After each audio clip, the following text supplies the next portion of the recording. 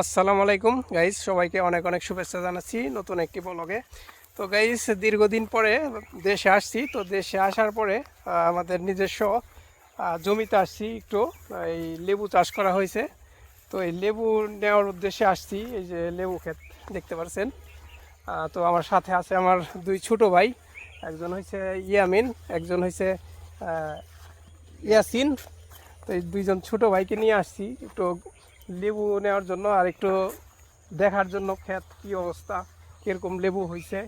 তো লেবু দেখা যাচ্ছে সব ছোট ছোট দেখতে পাচ্ছেন, এখনও বাতি হয়নি, পাকেনি, নেওয়ার উপযোগী বা খাওয়ার উপযোগী হয়নি এখনও, এরকম দেখা যাচ্ছে।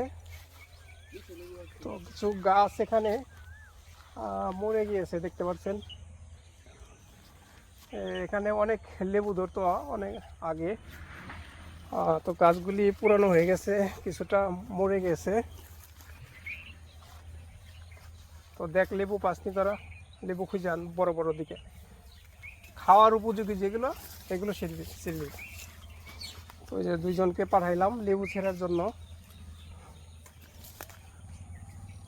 এইগুলো পুরানো গাছ, এই লেবু ছোট ছোট, এখনো খাওয়ার উপযোগী নয়, খাওয়ার উপযোগী নয়। হ্যাঁ, ওই পাশে আছে। এই গাছগুলো একটু পরে বোনা হয়েছে। ওই এমন পাইছো যে একটা পেয়েছে মনে হয় ইয়ামিন, দেখা এইদিকে। এই দেখতে পাচ্ছেন গাইস, একটা বড় লেবু ছিঁড়েছে। ওই যে আরেকটা দেখা যাচ্ছে একটু উপরে,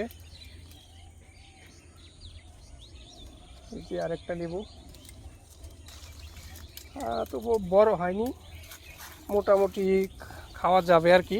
তো এই যে দুইটা লেবু পেলাম, আরও আছে, খুঁজলে পাওয়া যাবে, কিন্তু কাটা, অনেক কাটা গাছে, কাটার জন্য ছেঁড়াটা একটু কষ্টকর। এখানে আরেকটি দেখা যাচ্ছে, এটিটা তো এই দেখতে পাচ্ছেন গাইস, এই যে লেবু, একটু উপরে, মোবাইল ধর,